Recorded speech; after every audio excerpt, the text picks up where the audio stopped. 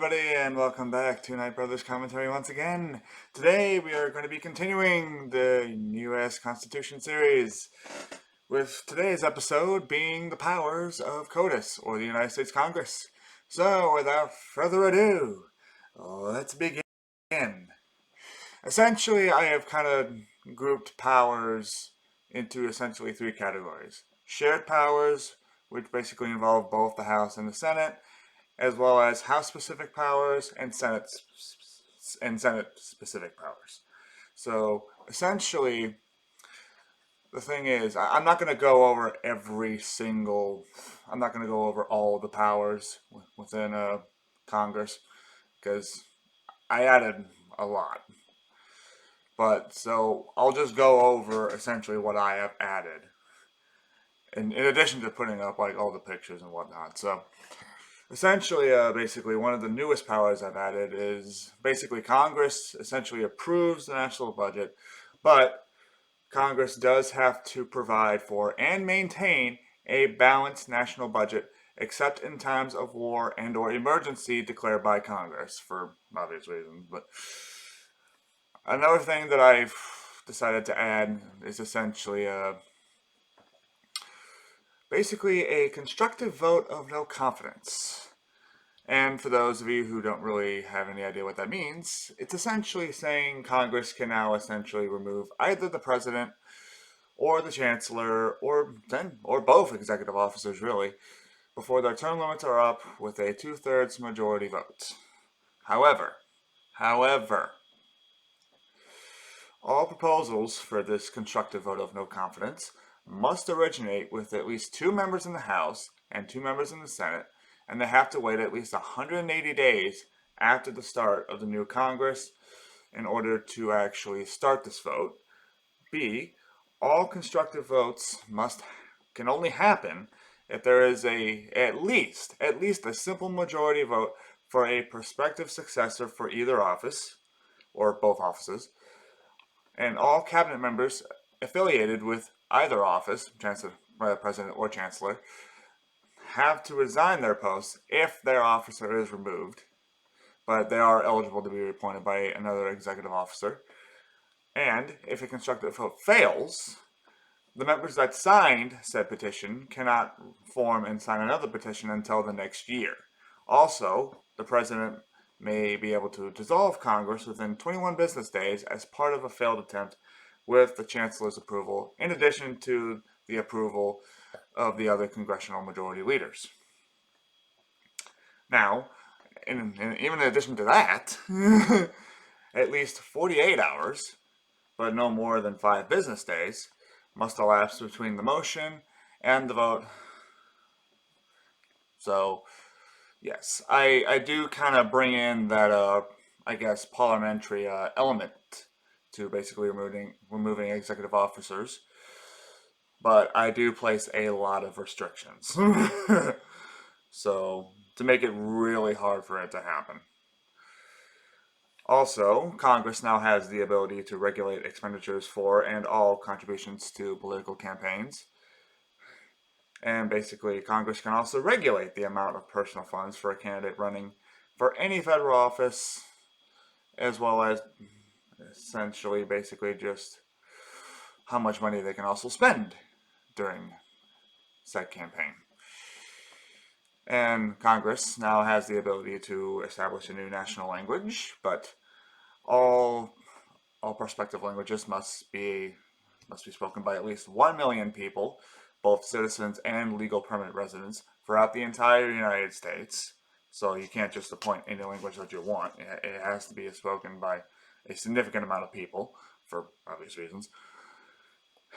And essentially, basically, Congress now also has the right to basically override any veto made by the president and or chancellor with a 2/3 majority vote of all members in both chambers.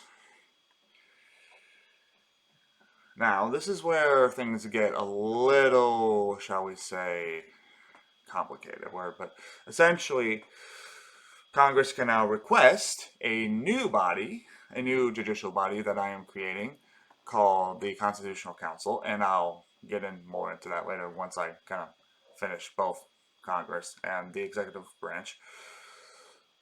But essentially, they can request this new judicial body to review any bill regarding domestic, foreign, military, or joint affairs after Congress has passed it, just to make sure that everything is essentially constitutionally valid. But they need at least 2/3 of all members of Congress in order to basically do this. And they can only do this once per bill and once per 180 business days.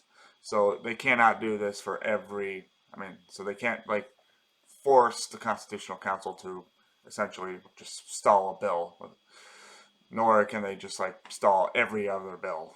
Like, it's basically like, this is literally just to make sure that political parties are not just pushing their own political agendas without respecting the Constitution. So, it's really just for that purpose, essentially. And not in addition to that, they can also request the Constitutional Council to review one of the Supreme Court's decisions, albeit with the same restrictions. So they can't necessarily just remove, like, they just can't just like overturn things to essentially promote their own political agendas. This is essentially this new judicial body is essentially it's really just to help make sure that the Constitution is really being followed. And essentially, Congress is also basically allowed to pass a motion of referendum to put any Supreme Court decision to a referendum where the people can decide the fate of said decision with the approval of both the President and the Chancellor. But again, they need at least 2/3 of all congressional members, and they can only do this once per case and once per 180 business days. And in addition to that, all referendums have to be passed by at least 2/3 of all, and I mean all registered voters, not just 2/3 of all registered voters who participated in the process, because if a registered voter doesn't want to participate, they don't have to, but essentially all registered voters. So it doesn't matter, it does not matter about how many registered voters participate. It is basically saying all referendums have to basically have at least a number equaling 2/3 of all registered voters throughout the United States basically wanting to pass this referendum, if that makes sense. Yeah. Okay, so moving on to House specific powers. They essentially, the House basically gets to approve the President's appointment for the Chancellor, or they basically can choose their own candidate, and if they do so, they basically have 14 days to appoint another candidate and approve it. And at least 2/3 of the representatives in the House must be present in order for the vote to take place. And similar to basically how the President would be elected by the House in our current system, which actually I don't think it's actually happened since the 1800s. The states would basically vote en bloc, with each state basically having one vote. And all states that basically have 1 or 2 seats will basically form a conglomerate amongst themselves and essentially vote en bloc that way. While members from the territories that are not necessarily recognized as states basically have no say in this process whatsoever. So essentially, basically, like, the person with at least a simple majority of all state en bloc votes basically becomes the Chancellor, and that's essentially it. But the House cannot essentially remove the Chancellor until their term is complete, or they complete a constructive vote of no confidence with the Senate after the 180-day limit has passed. So that's probably the biggest power that the House alone has. Now, both essentially the House.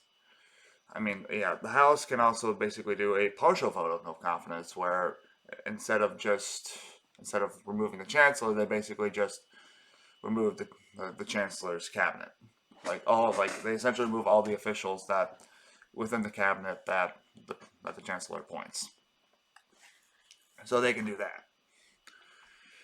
They can also basically expel any of their own members with a 2/3 majority vote. They can essentially allow the chancellor to remove any members of the domestic cabinet with a single majority vote. They can essentially veto any executive order made by the chancellor with either a 2/3 majority vote on their own, or at least a simple majority vote along with the approval of the president.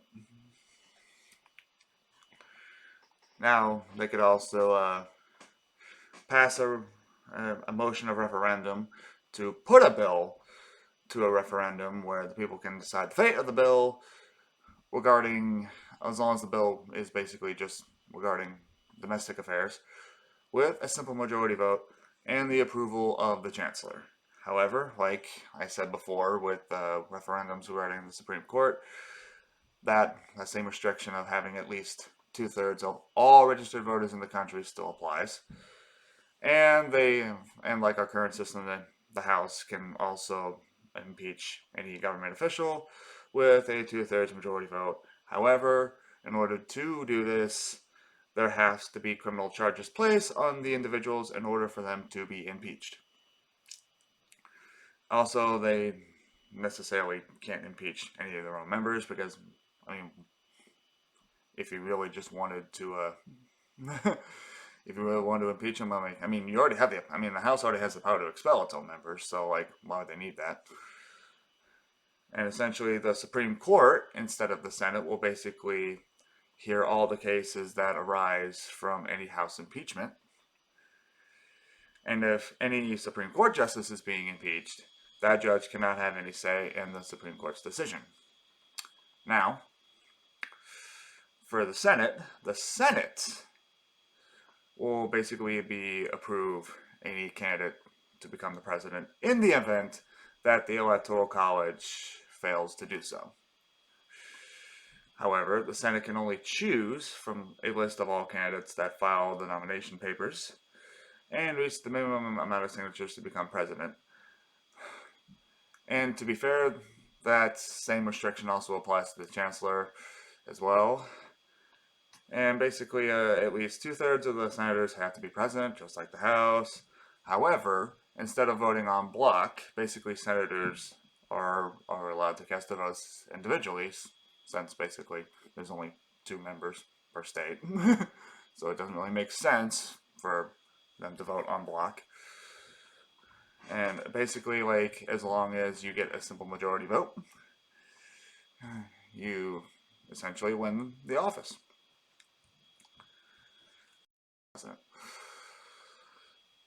And essentially, the Senate will basically approve all of the president's appointments, essentially including the foreign cabinet, all of the members of the Constitutional Council that the president gets to appoint, as well as ambassadors and all the high-ranking military members, except for the chancellor.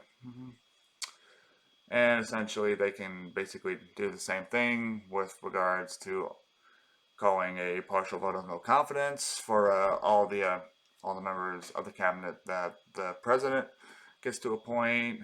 They basically get to introduce all the treaties proposed by the president and basically approve any request by the president to remove or at least dissolve the House of Representatives with a 2/3 majority vote alongside the chancellor. And they basically get to appoint, or at least approve all of the chancellor's appointments, including all the cabinet members that the chancellor gets to appoint, the Supreme Court, all the members of the Constitutional Council that the chancellor gets to appoint, the courts of appeals, and the federal district courts. The Senate basically also has the ability to expel any of its own members with a 2/3 majority vote, grant letters of marque and reprisal, which is basically just documents authorizing privateers, Basically, they also allow the president to remove any members of the cabinet that they themselves appoint with a simple majority vote. And basically veto any executive order and/or executive agreement made by the president with either a two-thirds majority vote on their own or a simple majority vote alongside the chancellor. And basically, they get to remove/impeach any commissioned military officer with a two-thirds majority vote, essentially with the same restrictions that the House has for government officials. And basically, if the House ever gets dissolved, essentially, the Senate will basically have all of the powers of Congress. Now, another thing that I do want to discuss will be the limitations of Congress. So essentially, the writ of habeas corpus shall not be suspended when except in cases of rebellion or invasion, where public safety may require it. However, any attempt to suspend the writ of habeas corpus must be approved by at least two-thirds of all members of Congress. Most of the same restrictions are basically within that Congress currently has are still in place. So let's not necessarily dive too much into that. I guess one thing that I really wanted to add, and I think a lot of people would probably agree with me on this, is essentially all bills proposed in Congress must be of a single subject. So you basically get no more riders, omnibus, or Christmas tree bills. Now, all bills have to be either A, tied to a power that's granted to the federal government, especially Congress, or a protection of already enumerated rights to the people and or the states. And Congress, any member of Congress can only serve a max of 6 years as a chairperson of any congressional committee, mostly just because it's really just to kind of help stop the accumulation of power for any particular individual in Congress, as well as just kind of, I don't know, just allowing other members to get more experience with leadership as well. So, that's just, again, my personal opinion, but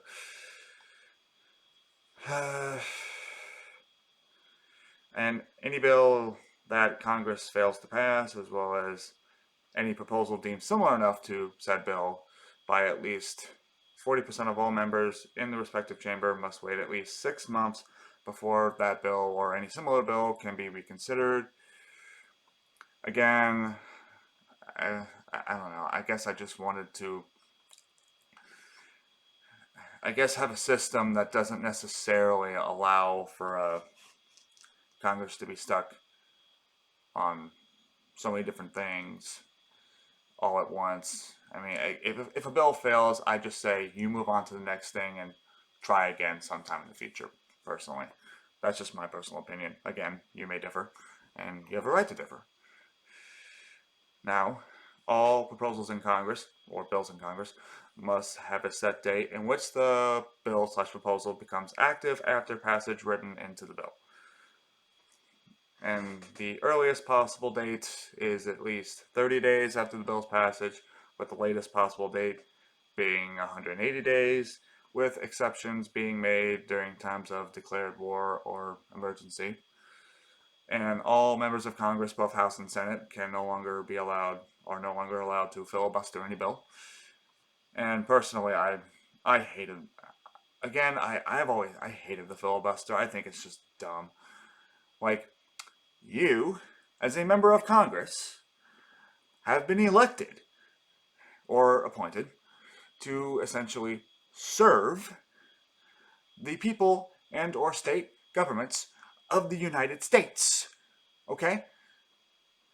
And if just because you do not necessarily like a bill that is currently being proposed and or voted on does not give you the right to basically just delay the bill as long as possible.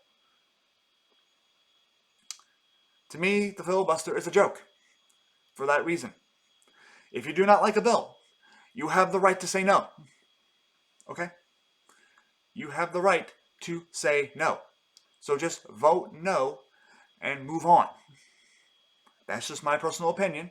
You may differ. So, now this is one thing that I think a lot of people on, shall we say, the more conservative side of things would prefer to have, would prefer, and I kind of have to agree with the conservatives on this one, but I would say Congress cannot legislate in any of the following areas in any case whatsoever, as only the state and or local governments have the power to legislate in these areas. Well, however, Congress can punish the state and local governments for disobeying the Constitution, which I will also include the Bill of Rights in a future episode. So if they basically violate the Constitution and or the Bill of Rights, Congress does have the right to punish the state and or local governments for doing so. And these areas are basically agriculture and food, family relations, education, public health and safety, drugs, state licenses, establishing local governments, interstate commerce, housing and urban development, natural resources and the environment, creating and collecting state and or local taxes, chartering banks and corporations, property and civil rights within the state or locality, if you will, chartering state and or local courts, and the administration of said courts, establishing fines and penalties for breaking state and or local laws, spending money for the betterment of the general welfare of the people, matters of a merely local and or private nature, as well as conducting state and or local elections and labor laws. That all resides within the state and or local governments. So, I guess the final thing that I really kind of want to talk about with regards to the powers of COTUS is essentially the jurisdiction of COTUS. So essentially, all the legislative powers that I have basically just mentioned are basically granted to Congress. They're not delegated, they are granted. And all members of the legislature of COTUS will have one vote. Regardless, I mean, so essentially, like whenever like a bill is basically brought to the floor, every single member will have one vote.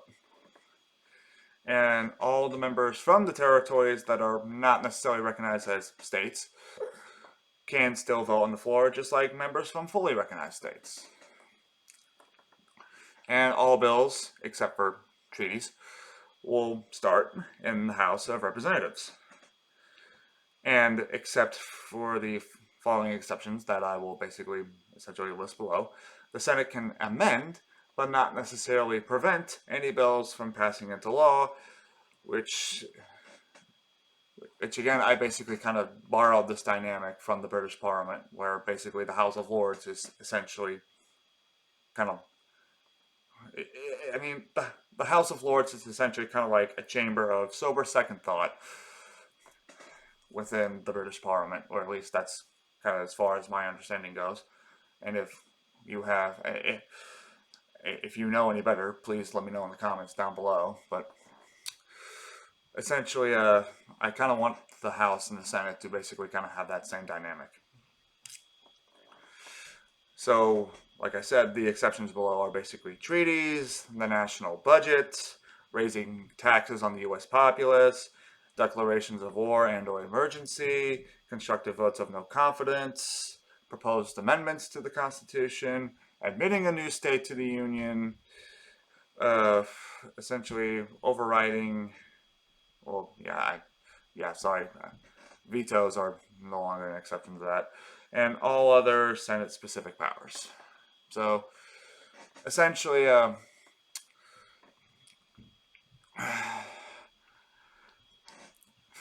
guess overall, I wanted to have a dynamic in in Congress that basically kind of resembles a more parliamentary structure, while also kind of, shall we say, at least retaining at least a lot of the current elements slash powers that we have, in addition to at least trying to make Congress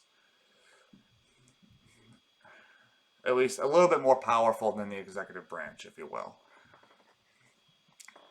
I mean, that was really kind of my goals. I mean, that was my main goal with regards to basically not only keeping the powers that Congress currently has, but also adding more powers in addition to restrictions to at least some of those powers. So, overall, I hoped you, I really do hope that you've enjoyed this episode. The next thing I'm going to be talking about is essentially going to be the heads of the legislature, i.e. COTUS. So essentially, like who's basically kind of running the show in Congress, and as well as the congressional committees as well. I'm probably going to be doing a combined episode on that. So, again, hope you enjoyed this episode. If you do, if you have any thoughts, please let me know in the comments. I really do try to read these things. It really kind of helps the channel out.